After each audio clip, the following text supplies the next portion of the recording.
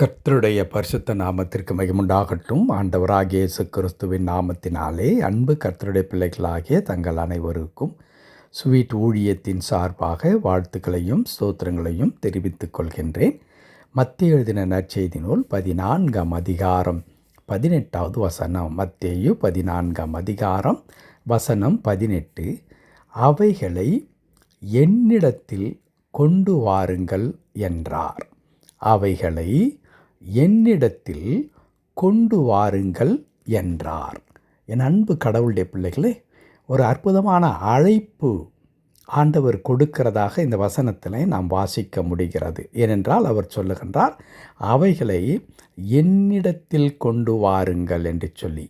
இது ஏன் நடந்தது, எங்கே நடந்தது, எந்த சூழ்நிலையில் என்று சொன்னால் அதற்கு மேலே இருக்கின்றதான காரியங்களை நாம் படிக்கும் பொழுது அங்கே ஆண்டவர் 17வது வசனத்தில் இப்படி சீஷர்கள் சொல்லுகிறார்கள், இங்கே எங்களிடத்தில் 5 அப்பமும் 2 மீன்களுமே அல்லாமல் வேறொன்றும் இல்லை என்றார்கள்.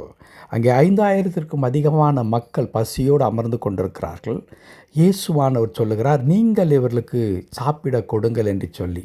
அந்த நேரத்தில் தான் சீஷர்கள் சொல்லுகிறார்கள், ஜனங்களோ 5000த்திற்கும் அதிகமானவர்கள், ஆனால் எங்களிடத்தில் இருப்பதும் வெறும் 5 அப்பமும் 2 மீன்களுமே அல்லாமல் வேறொன்று இல்லையே என்று சொல்லும் பொழுதுதான் இயேசு கிறிஸ்து ஒரு அற்புதமான ஒரு வார்த்தையை சொன்னார். அதை நாம் வாசிக்க கேட்டோம். அவைகளை என்னிடத்தில் கொண்டு வாருங்கள். என் அன்பு கடவுளுடைய பிள்ளைகளே, இன்றைக்கு கடவுளுடைய பிள்ளைகள் செய்கின்றதான மிகப்பெரிய தவறு என்ன என்றால், கடவுளிடத்தில் நாம் எதையுமே கொண்டு செல்லுகின்ற மக்களாக இன்றைக்கு இருப்பது இல்லவே இல்லை. நான் பார்த்து கொள்ளுகிறேன், நான் முயற்சிக்கின்றேன் என்று சொல்லிவிட்டு இறுதியாகத்தான் கடவுளிடத்தில் சென்று, ஐயரே நாங்கள் மடிந்து விடுவது உமக்கு கவலை இல்லையோ என்று இதே சீஷர்கள் கொந்தளிக்கிற கடலுக்குள்ளாக சிக்கி கொள்ளும் பொழுது கேட்டார்களே, அப்படித்தான் நாம் கேட்டுக்கொண்டிருக்கிறோம். ஆனால் கடவுளுடைய பிள்ளைகளுக்கு ஆண்டவர் எப்பொழுதுமே ஒரு அற்புதமான அழைப்பை வைத்திருக்கின்றார். நீங்கள் என்னிடத்திலே அவைகளை கொண்டு வாருங்கள் என்று சொல்லி. இதே தான் மத்தேயு 11ஆம் அதிகாரம் 35வது வசனத்திலே நாம் இப்படி படிக்கின்றோம், நீங்கள் என்னிடத்தில் வாருங்கள் என்று ஆண்டவர் அழைக்கிறார். எப்படிப்பட்டவர்களை? வருத்தப்பட்டு பாரம் சுமக்கிறவர்களே, நீங்கள் எல்லாரும் என்னிடத்தில் வாருங்கள். அன்பு கடவுளுடைய பிள்ளைகளே, ஒரு அற்புதமான வார்த்தைகள். நீங்கள் என்னிடத்தில் எந்த நேரத்தில் வேண்டுமென்றாலும் வரலாம், எதை வேண்டுமென்றாலும் நீங்கள் இடத்துல கொண்டு வரலாம். நான் உங்களால் முடியாத காரியங்களை உங்களுக்காக நான் செய்து காண்பிக்கின்ற ஆண்டவராக இருக்கிறேன் என்பதை கடவுள் வலியுறுத்துகின்றார். பார்க்கும் பொழுது 5000த்திற்கும் அதிகமான மக்கள் அமர்ந்து கொண்டிருக்கிறார்கள், பசித்திருக்கிறார்கள், உண்மைதான். ஆனால் வனாந்தரமான பகுதியில் நாம் என்ன செய்ய முடியும் என்று சொல்லி பேதலித்து கலங்குகிற இந்த சீஷருடைய கையிலே பார்க்கும் பொழுது வெறும் 5 அப்பங்களும் 2 மீன்களும் மட்டும்தான். அதை வைத்திருக்கொண்டு நான் என்ன செய்ய முடியும் என்று அவர்கள் திகைக்கும் பொழுது இயேசுவானவர் சொல்லுகிறார், அவைகளை என்னிடத்தில் கொண்டு வாருங்கள். அன்பு கடவுளுடைய பிள்ளைகளை, அப்படி இயேசுவின் கரத்தில் ஒப்பு கொடுக்கப்பட்ட பிறகு என்ன நடந்தது என்பது நமக்கு நன்றாக தெரியும். ஆண்டவர் அவைகளை ஆசீர்வதித்தார். ஆசீர்வதித்து சீஷரிடத்தில் எடுத்து கொடுக்கின்றார். 5000த்திற்கும் அதிகமான மக்கள் உண்டு திருப்தி அடைந்து அவர்கள் மீதி எடுத்து வைத்தார்கள். 12 கூடைகளில் மீதி எடுத்து வைத்தார்கள் என்று படிக்கின்றோம். வெறும் 5 அப்பம் 2 மீன்கள் தான்.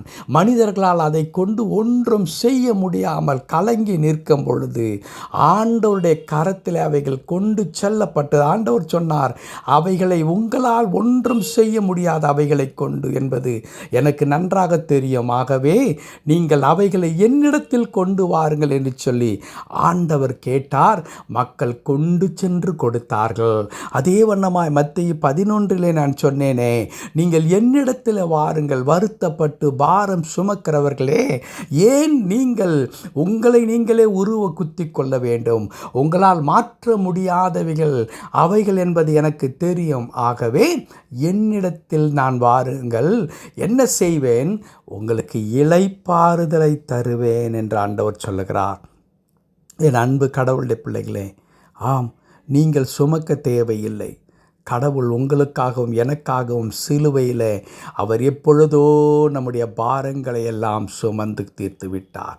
அவரிடத்திலே நாம் சென்று அர்ப்பணிப்பது மட்டும்தான் நீங்களும் நானும் செய்ய வேண்டிய ஒரே ஒரு காரியம்.